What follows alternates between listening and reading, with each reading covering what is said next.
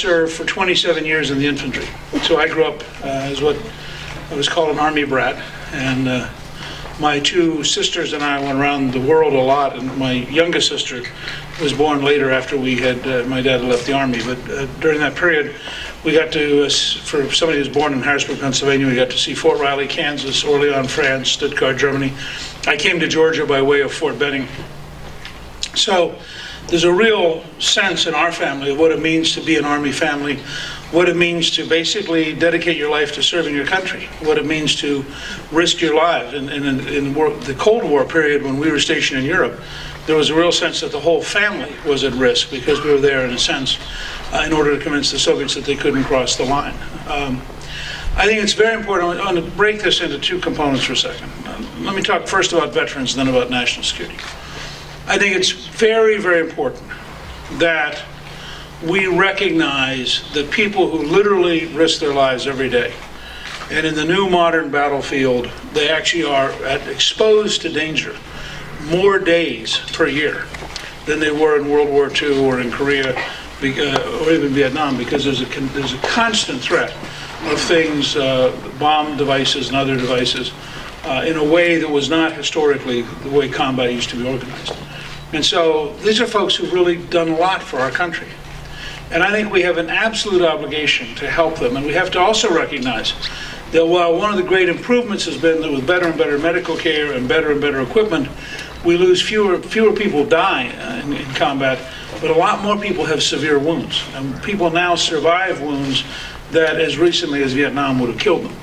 But that means we need a much more thorough effort to ensure that every person has the maximum capability to pursue happiness, and that requires an investment strategy that in some cases is going to be a lifetime strategy. And I think we have to decide as a people that we owe it to the families and we owe it to those who have served the country.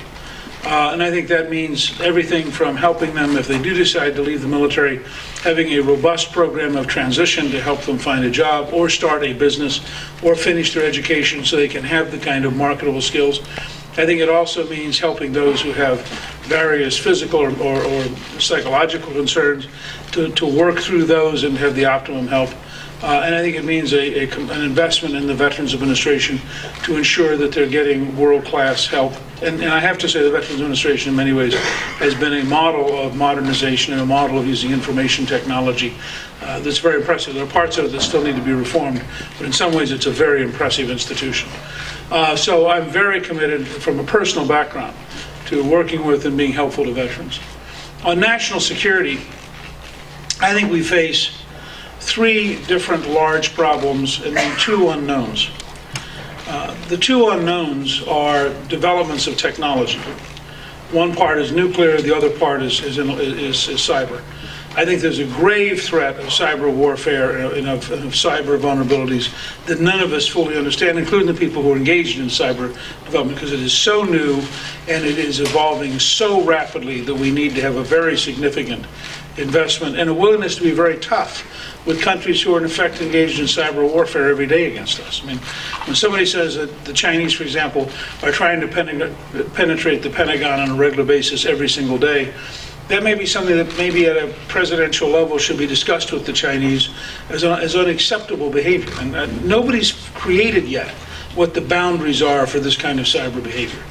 But it could be catastrophic. If somebody, for example, came in and took over your electric grid electronically, the amount of damage they could do to your economy and to your country could be extraordinary.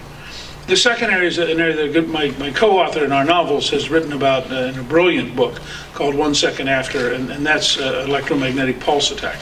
An electromagnetic pulse is simply a device which is a nuclear event, but it's specially designed to send out the equivalent of a large lightning strike. And in theory, a relatively small device over Omaha would knock out about half the electric generating capacity of the United States.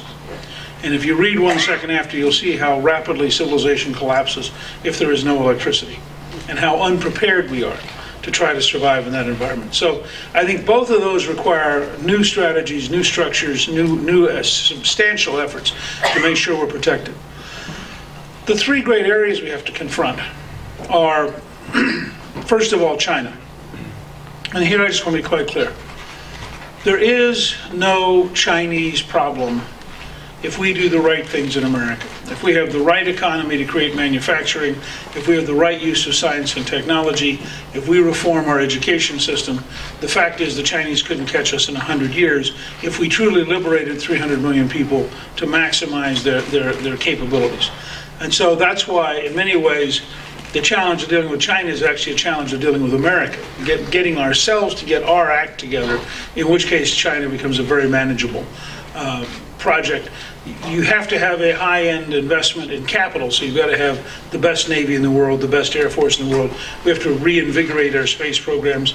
But if you do those things and you have and you become once again the arsenal of democracy, which means you have to have an arsenal, which is why you got to rebuild your manufacturing base, then we'll be basically fine in terms of dealing with China. We'll remain a world power. They'll be basically a regional power, but they won't try. They will not try to compete with us if they see that it's hopeless. The danger becomes if we allow ourselves to decay, and the Chinese conclude that they in fact could compete with us. Then I think you're in a much more dangerous world. The second challenge is candidly Mexico. Mexico is our most populous neighbor. We cannot allow Mexico to become a failed state. It has enormous implications for us, and we have to do a better job of collaborating with the Mexican government, both in controlling the border, stopping cocaine from coming north, stopping money from going south, helping them cut off the cartels who have killed more people in Mexico than have been killed in Iraq. I mean, people need to understand how truly dangerous this is. And so we have a huge long-term national security interest in being a genuinely good neighbor and making sure that Mexico survives as an organized state and as a state within the rule of law. Finally, we have a challenge in the Middle East, and I think this is one where we're going to have a national debate that is going to be very, very difficult and that people are going to find at times very frustrating. We currently have an administration which has issued instructions, for example, that in developing training papers on terrorism, that no mention should be made of radical Islam. Clist and I did a movie about a year ago, I guess, called America at Risk. That's the nation. America at Risk, and we have quotes in there that are amazing, where the Attorney General is in a judiciary hearing, and Congressman Lamar Smith says to him, "Do you think that radical Islam might have something to do with these things?" He says, "What? I mean, I don't quite understand your question." He said, "Do you think that one of the things that might link together various terrorists," and he lists a series of terrorists, "might be radical Islam?" And in 90 seconds, you watch the Attorney General of the United States just deny reality. Now, we can't have an honest conversation about what's going on in the Middle East if we can't even discuss what the roots of the problem are. And this is a very serious problem. I mean, when the number of Christians who are in Iraq dropped from 1,200,000 when the Americans arrived to about 500,000 today because 700,000 have fled, I don't regard that as a victory for the modern world. When you watch Coptic Christian churches, which go back 2,000 years, being burned in Egypt, I don't think that's an Arab Spring. I think it may become an Arab hurricane. And yet we don't have even a serious conversation about what's going on. And I think that it's very important for us to recognize this. When the president keeps talking about a peace process while Hamas keeps firing missiles into Israel, you know, if we had a country next to us firing missiles, how eager do you think we'd be to sit down and negotiate? And how likely would we be to do what it took to stop them from firing the missiles? And I just think we have to have a whole new conversation about where we're at. I think it's going to be a much longer, more difficult process. It's not going to necessarily be one that starts with military effort, because if you go back and you look at what Ronald Reagan and Margaret Thatcher and Pope John Paul II did in a campaign that is extraordinary, they broke the Soviet Empire without a general war. And they brought pressure to bear in a wide range of ways. But you first have to at least know what your opponent is. You have to have an honest national dialogue about it, and you've got to design strategies that are appropriate. And you've got to rethink institutions to be able to execute those strategies. I just want to close with this thought, because this is why I got into public life. In 1958, my father was stationed in Orléans, France. We were going to school in a bus that would go by World War II bomb damage on the way to school. Now, for a kid from Harrisburg, Pennsylvania, this was really different. We went that spring to visit the battlefield of Verdun, which was the largest battle on the Western Front in World War I. 600,000 people were killed in a 9-month period in this very, very big valley. We stayed with a friend of my father's who had been drafted in 1941, sent to the Philippines, served on the Bataan Death March, and spent 3.5 years in a Japanese prison camp, much like the one that was in the movie The Great Raid. At the end of that weekend, listening to stories of defeat in the Philippines and what it was like to be in a Japanese prison camp, listening to stories of what World War I was like, and watching the French paratroopers come from Algeria to kill the French Fourth Republic and bring General de Gaulle back from retirement in order to create the Fifth Republic. Something inside me clicked and I realized this stuff's all real. This isn't just some game of running for president. This isn't like a game show. This is an effort to figure out, what does America have to do to survive? And then how do you explain this to the American people, give you permission to do it?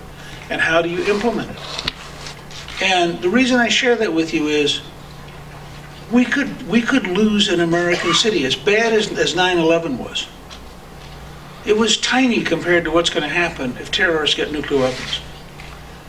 And we need to have a seriousness about national security, which we don't have today in this country. We need to have a national conversation, which we don't have today. And if you're going to take seriously your national security, you have to take seriously your veterans, and you have to take seriously your military retirees. And you can't change the rules in the middle of the game. You can't say to somebody, we're going to give you a certain pension, or we're going to give you a certain health care program. Oh, by the way, we've changed our mind after you've served the country 15 or 20 years. And you can't say to somebody, I'm sure glad you paid attention and you were disciplined and you risked your life. Sorry, now that you're out, we don't remember you anymore.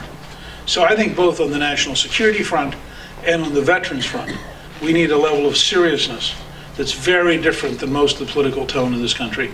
And I just came today to tell you how glad I am that Strong America Now is hosting this, how important I think this topic is, and how delighted Clist and I are to be back once again in Iowa. Thank you all very, very much.